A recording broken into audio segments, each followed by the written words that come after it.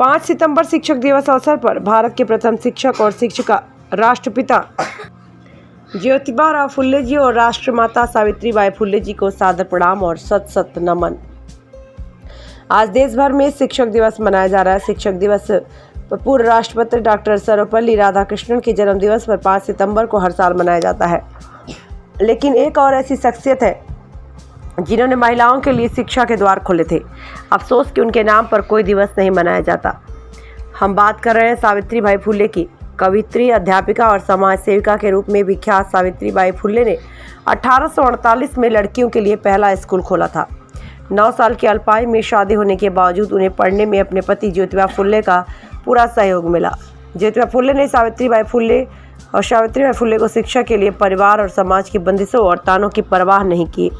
इसके बाद उन्होंने अन्य लड़कियों को पढ़ाने का बीड़ा उठाया।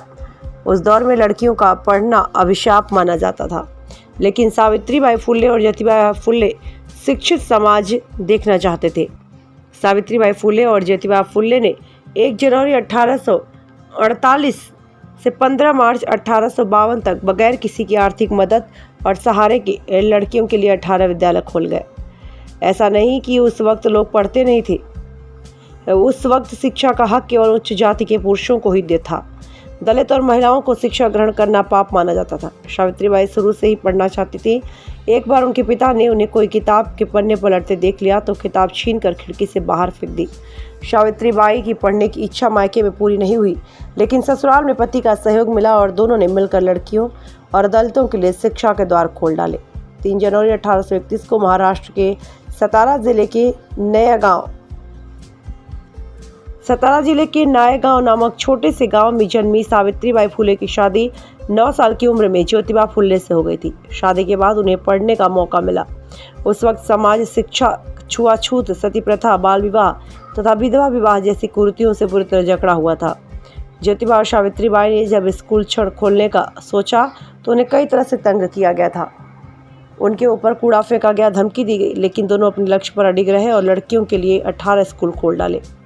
ब्यूरो रिपोर्ट टीवी इंडिया 18 से जांजगीर चांपा से छत्तीसगढ़ की रिपोर्ट। आज मैं एक बहुत महत्वपूर्ण चीज़ पे बात करूंगी। महाराष्ट्र से महात्मा ज्योतिबा फुले आई सावित्रीबाई फुले, इनको भारत रत्न देने की मांग बहुत सालों से इस सदन में महाराष्ट्र में हमारे लोगों ने की है। और 1 जनवरी 1848 में भारत की पहली महिलाओं की स्कूल ये पूना में बुधवारा पेट भीड़ेवाड़ा यहाँ पर शुरू की गई थी।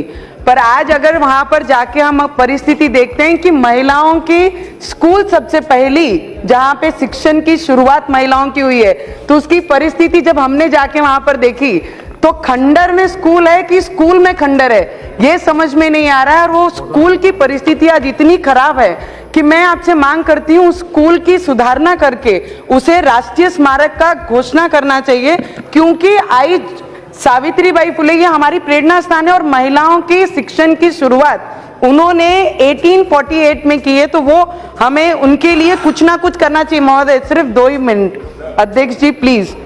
और 1842 में जब ब्रिटिश सरकार से सबसे पहली मांग उन्होंने की थी कि हमारे भारतवर्ष में सभी स्कूलों में मुफ्त शिक्षण देना चाहिए, उन्होंने उस कार्यकाल में, और वो पहली महिला आई सावित्रीबाई फुले थे जिन्होंने 1873 में शादी के दहेज लेने और देने पे सबसे पहला विरोध करने वाली हमारे महाराष्ट्र से आई सावित्रीबाई थी, तो उनको भारत रत्न ये देना चाहिए। इतनी मैं आपके माध्यम से विनती करती हूँ। धन्यवाद।